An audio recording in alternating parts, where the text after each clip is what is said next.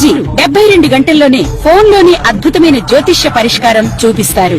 నమ్మండి, నమ్మకపోండి, ఇది నిజం.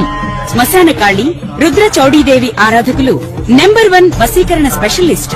గురూజీ మనిషి పుట్టుక నుండి చనిపోయే వరకు వచ్చే అన్ని క్లిష్టమైన సమస్యలకు పరిష్కారం ఇక్కడ లభిస్తుంది. విద్య, ఉద్యోగం, వ్యవహారం, స్త్రీ ప్రేమ, పెళ్లి, సంతానం, స్త్రీ పురుష వశీకరణం, భూవశం, భార్యాభర్తల కలహాలు, కోర్టు సమస్యలు, విడాకుల సమస్యలు, చేతబడి, అప్పుల బాధ, ఇంకా మీకు ఎలాంటి సమస్యలు ఉన్నా 72 గంటల్లోనే శాశ్వత పరిష్కారం చేయబడును. శ్రీ గురుభ్యో నమః. హరి ఓం. శ్రీ మహాగణాధిపతయే నమః. శ్రీ మహాసరస్వత్యై నమః. శ్రీ గురుభ్యో నమః. హరి ఓం.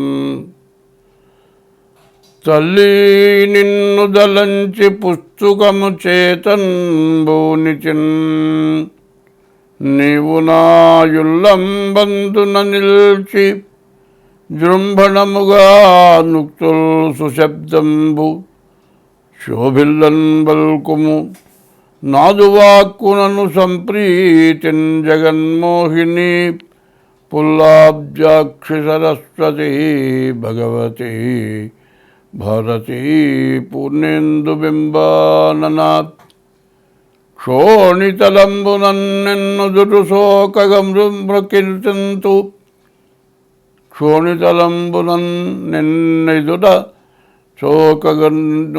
పోయింది. మళ్ళీ పోయిందారా? మళ్ళీ తీసేరా ఇవాళ? అరే మళ్ళీ తీసే తప్పు వస్తుందిరా. 2026 సంవత్సరం 10వ రాశి మకర రాశి. ఈ మకర రాశికి ఏలినాటి శని అయిపోయింది. ఏలినాడు శని అయిపోయింది, కానీ మరి శుక్రుడు 5ంటున్నాడు, గురువు 6ంటున్నాడు.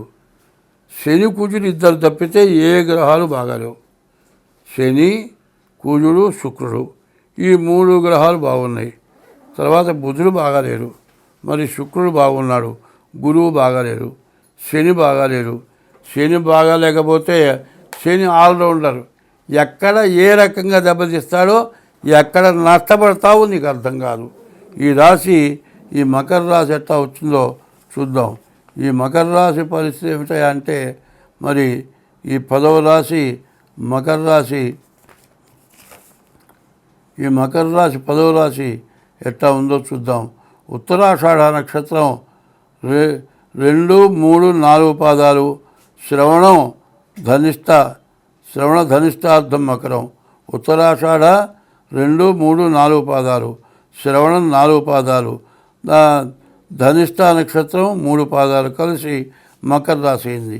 ఈ మకర రాశి వాళ్ళకి చాలా ఇబ్బందులు, చాలా కష్టాలు ఎక్కువగా కనబడుతున్నాయి. కానీ శని పోయినాడు, ఏలినాడు శని అయిపోయింది అని నమ్మొద్దు. మళ్ళీ శని వక్రిస్తున్నాడు. శని వక్రిస్తే ఏమవుతుందంటే, మకర కుంభాలకి శని అధిపతి కాబట్టి మకరానికి కూడా ఇబ్బందులు, కష్టాలు, నష్టాలు ఎక్కువగా ఉంటాయి. చదువుకునే పిల్లలకు చదువు చాలా కష్టంగా ఉంటుంది.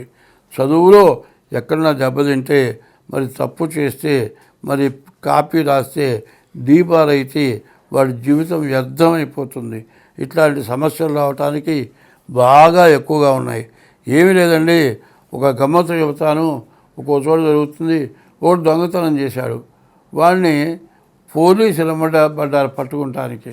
వాడు పోతూ పోతూ ఓ పిచ్చోడు నుంచో ఉన్నాడు. వాడు కాజేసుకొచ్చిన వస్తువు వాడి చేతిలో పెట్టి వాడు పారిపోయినాడు. పోలీసులు వచ్చేప్పటికల్లా పిచ్చివాడి చేతిలో పోయిన వస్తువు దొరికింది. ఎప్పుడైతే దొరికిందో వీడే మంచివాడు కాదు, వీడే దొంగ. చూడండి, ఇట్లాంటి సమస్యల్లో మంచివాడు దొంగలు అవుతారు, బాగుంటే దొంగలు దొరలు అవుతారు. కాబట్టి ఇట్లాంటి టైం చాలా జాగ్రత్త పడాలి. మనం ఏమి చేయకపోయినా మన నెత్తిన ఏదో ఒకటి పడుతుంది. సరే, ఇవన్నీ కూడా పెద్ద సమస్యలు వస్తాయి. కాబట్టి ఈ రాశి వాళ్ళు ఏమైనా సరే డేట్ ఆఫ్ బర్త్ ద్వారా తప్పనిసరిగా జాతకం చూపించుకుంటే మీకు అన్ని విధాల బాగుంటుంది. స్వస్తి. శని వల్ల ఇబ్బంది పడేవాళ్ళు 5గురు కనపడుతున్నారు. ఎవరు 5గురు అంటే, మేషరాశికి 12ంట శని, మీనరాశికి 1ంట శని, కుంభరాశికి 2ంట శని, ధనస్సు రాశికి 4ంట శని, సింహరాశికి 8వ శని.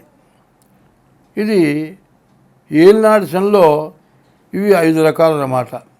ద్వాదశస్తమ జన్మస్థం శని అంగారకో గురు కుర్వంతి ప్రాణ సందేహం స్థానచలనం ధనక్షయం.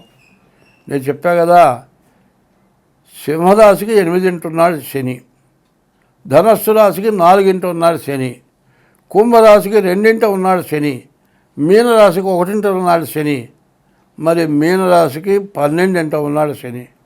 ఇట్లా శని ఉండేటట్లయితే ద్వాదశం అంటే 12, అష్టమం అంటే 8, జన్మం అంటే 1, అష్టమం, ద్వాదశం, జన్మం, ద్వితీయం, అర్ధాష్టమం. ఇట్లా కనుక శని ఉంటే మీరు బతకడం చాలా కష్టమవుతుంది. ఆత్మహత్య చేసుకుందామన్నంత బాధ కలుగుతుంది. ఈ సంవత్సరం వల్ల కూడా సింహరాశికి, ధనస్సు రాశికి, కుంభరాశికి, మీనరాశికి, మేషరాశికి శని పూర్తిగా బాగాలేడు.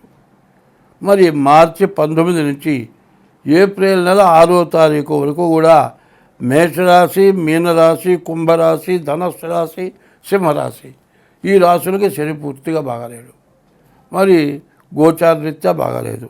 జన్మలగ్న రీత్యా ఎట్లా ఉన్నది అనేదానికి ముందు మీ డేట్ ఆఫ్ బర్త్ ద్వారా మీ జాతకం చూపించుకోవడం చాలా అవసరం.